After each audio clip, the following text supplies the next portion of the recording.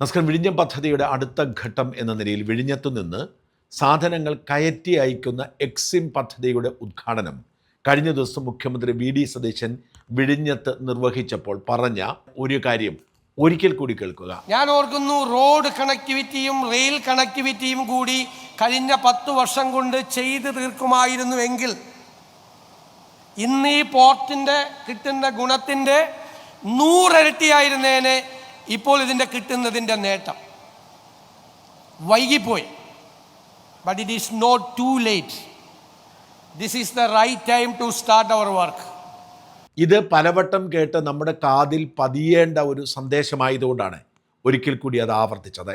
വാസ്തവത്തിൽ പിണറായി വിജയൻ എന്ന നേതാവ് മുഖ്യമന്ത്രി ആയതുകൊണ്ട് മാത്രമാണ് വിഴിഞ്ഞം പദ്ധതി നടന്നത് എന്ന് അവകാശപ്പെടുന്നവർക്കുള്ള മറുപടിയാണിത്.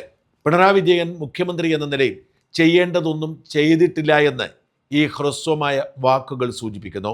വിഴിഞ്ഞം പദ്ധതി മുമ്പോട്ട് പോവുകയാണെന്നും അത് ഉറപ്പായും നടക്കുമെന്നും പിണറായിക്കറിയാമായിരുന്നു, സംസ്ഥാനത്തിനറിയാമായിരുന്നു.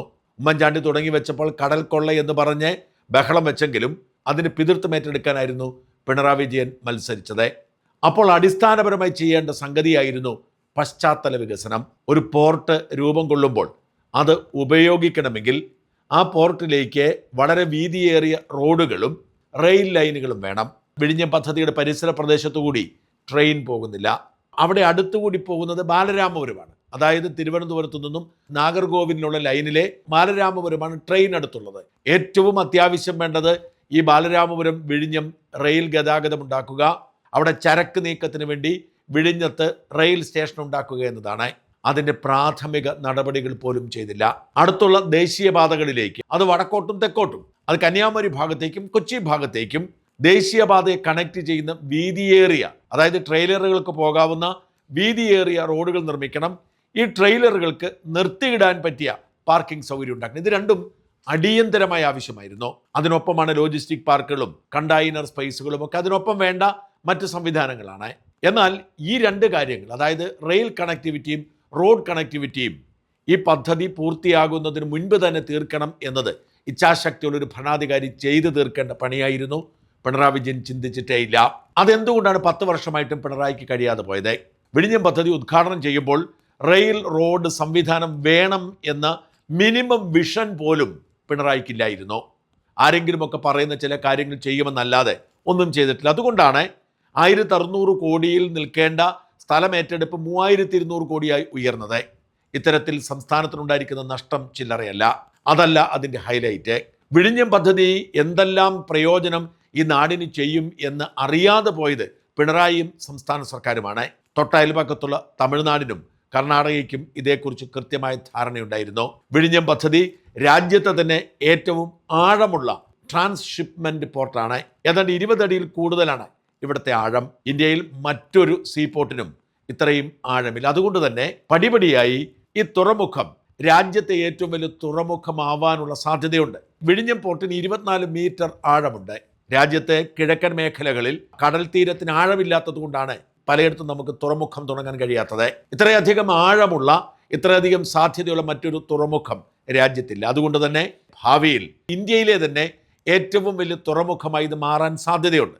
ഇത് തിരിച്ചറിഞ്ഞുകൊണ്ട് പശ്ചാത്തല സൗകര്യം ഒരുക്കുന്ന കാര്യത്തിൽ പരാജയപ്പെട്ടിരിക്കുന്നു വി.ഡി. സതീശൻ. ശ്രമിച്ചുകൊണ്ടിരിക്കുന്നത് അടിയന്തര പ്രാധാന്യത്തോടുകൂടി ഇതിനൊക്കെ പരിഹാരമുണ്ടാക്കാനാണ്. എന്നാൽ തമിഴ്നാട് ഈ സാധ്യത നേരത്തെ തിരിച്ചറിഞ്ഞിരുന്നു. അതുകൊണ്ട് തന്നെ തമിഴ്നാട് വിഴിഞ്ഞം പദ്ധതിയോട് ചേർന്നൊരു 100-150 കിലോമീറ്റർ ചുറ്റളവിൽ അവരുടേതായ സ്ഥലങ്ങളിൽ ലോജിസ്റ്റിക് പാർക്കുകളും അവരുടേതായ വ്യവസായ പാർക്കുകളും ഒക്കെ ആരംഭിച്ചു കഴിഞ്ഞു.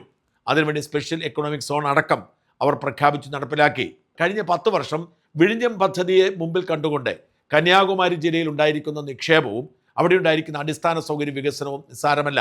കന്യാകുമാരി ജില്ലയിൽ മാത്രമല്ല, തൂത്തുക്കുടി, ചെങ്കോട്ട, തെങ്കാശി അടക്കമുള്ള വിഴിഞ്ഞം പദ്ധതിയിലേക്ക് വളരെ എളുപ്പത്തിലെത്താവുന്ന പ്രദേശങ്ങളിലൊക്കെ വലിയ നിക്ഷേപം അവർ കൊണ്ടുവന്നിട്ടുണ്ട്.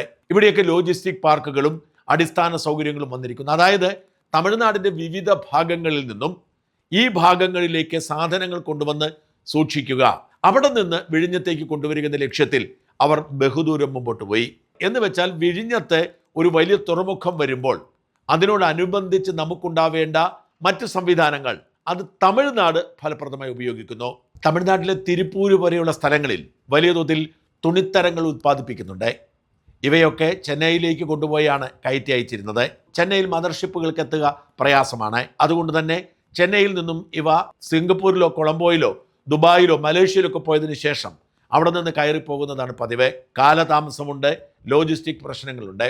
അതുകൊണ്ട് തിരുപ്പൂരിലെ വ്യവസായികൾ വിഴിഞ്ഞത്തെ ആശ്രമയെ കരുതി വിഴിഞ്ഞം തിരുപ്പൂർ ചരക്കിടനാഴിക്കുള്ള ശ്രമം നേരത്തെ ആരംഭിച്ചിരുന്നു. അതിനുള്ള സൗകര്യങ്ങൾ തമിഴ്നാട് സർക്കാർ ചെയ്തു കൊടുക്കാമെന്ന് പറയുന്നു. ഇപ്പോൾ വിഴിഞ്ഞത്തു നിന്നും തിരുപ്പൂരിലേക്ക് ഒരു ചരക്കിടനാഴിക്കുള്ള പദ്ധതികൾ തുടക്കമിട്ടിട്ടുണ്ട്.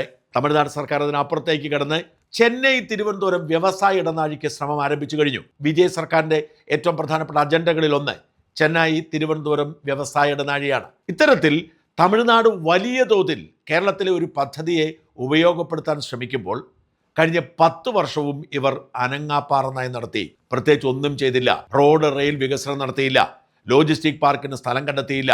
കണ്ടെയ്നർ പാർക്കിനുള്ള സംവിധാനം ഒരുക്കിയില്ല. ഓർക്കണം, ഈ സർക്കാർ വന്നതിന് ശേഷമാണ് പണം അനുവദിച്ച് ബാലരാമപുരത്തെ കണ്ടെയ്നർ പാർക്കിന് സ്പേസ് ഉണ്ടാക്കിയത്.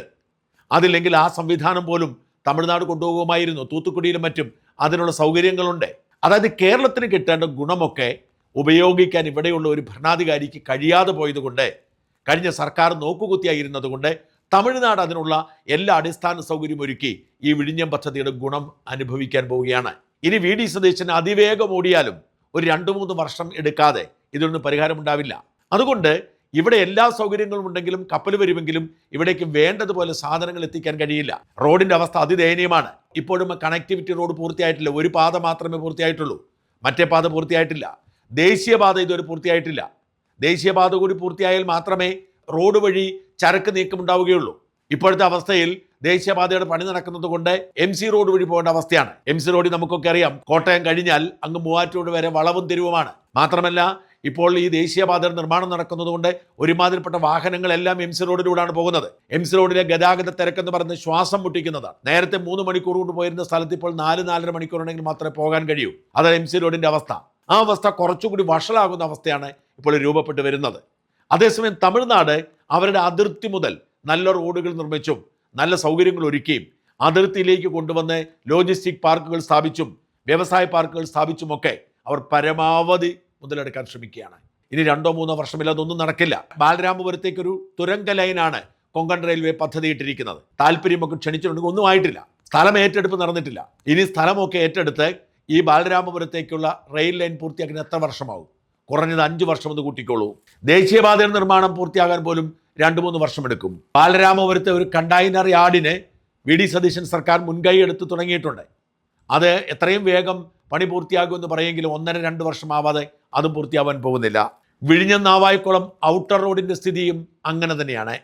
നേരത്തെ മുതൽ ഇത് പറയുന്നുണ്ടെങ്കിലും കേന്ദ്ര സർക്കാർ വിജ്ഞാപനം ഇറക്കിയെങ്കിലും ഒന്നും സംഭവിച്ചില്ല. കുറച്ചു പേരുടെ സ്ഥലം ഏറ്റെടുത്തു, അവർക്ക് നഷ്ടപരിഹാരം കൊടുത്തില്ല, അവർ സമരത്തിലാണ്. ബാക്കിയുള്ളവർ സ്ഥലം ഏറ്റെടുപ്പ് പോലും പൂർത്തിയായിട്ടില്ല. വീണ്ടും ഇത് ആവർത്തിച്ചിരിക്കുകയാണ് ഇപ്പോൾ വിഴിഞ്ഞം നാവായിക്കുളം ഔട്ടർ റോഡിൻ്റെ വിജ്ഞാപനം. കാരണം 1 വർഷം അത് കാലാവധി പൂർത്തിയായി പോയി. എന്ന് വെച്ചാൽ അടിസ്ഥാനപരമായി ചെയ്തു തീർക്കേണ്ടതൊന്നും ചെയ്യാതെ വന്നപ്പോൾ തമിഴ്നാട് ഫലപ്രദമായി ഇറങ്ങിക്കളിച്ച് അതിന് നേട്ടമുണ്ടാക്കാൻ പോവുകയാണ്. കേരളത്തെക്കാൾ കൂടുതൽ ഈ വിഴിഞ്ഞം പദ്ധതിക്ക് തൽക്കാലം നേട്ടമുണ്ടാവുന്നത് തമിഴ്നാടിനാവും. കോയമ്പത്തൂരിൽ നിന്നും ഹുസൂറിൽ നിന്നും തമിഴ്നാട്ടിലെ ഏറ്റവും പ്രധാനപ്പെട്ട വ്യവസായ കേന്ദ്രങ്ങളിൽപ്പെടും പാലക്കാടിനോട് ചേർന്ന് കിടക്കുന്ന കോയമ്പത്തൂരും ബാംഗ്ലൂരോട് ചേർന്ന് കിടക്കുന്ന ഹുസൂറും. ഈ രണ്ടിടത്തു നിന്നും ഇവർ സാധനങ്ങൾ എത്തിക്കാനും അത് അവരുടെ ഇടങ്ങളിൽ സൂക്ഷിക്കാനുമൊക്കെയുള്ള നടപടിക്രമങ്ങൾ ആരംഭിച്ചു കഴിഞ്ഞു. നമ്മൾ കൈയും കെട്ടി നിൽക്കുകയായിരുന്നു. അതുകൊണ്ട് തന്നെ ഇനി വരാൻ പോകുന്ന ഒരു 3-4 വർഷമെങ്കിലും ഈ വിഴിഞ്ഞം പദ്ധതിയുടെ ഗുണം അനുഭവിക്കാൻ പോകുന്നത് തമിഴ്നാടും കർണാടകയും ഒക്കെയാണ്, നമ്മളല്ല. ഇനി വി ഡി സതീശൻ വേഗതയിൽ കാര്യങ്ങൾ നീക്കിയാൽ ഒരു 2-3 വർഷം കഴിഞ്ഞാൽ നമുക്ക് ഗുണമുണ്ടായേക്കാം. തൽക്കാലം വലിയ നഷ്ടം നമ്മൾ സ്വയം വിളിച്ചു വരുത്തുകയാണ്. ഒരു പോഴനായ നേതാവ് 10 വർഷം നാട് ഭരിച്ചതിൻ്റെ ശിക്ഷയാണിത്.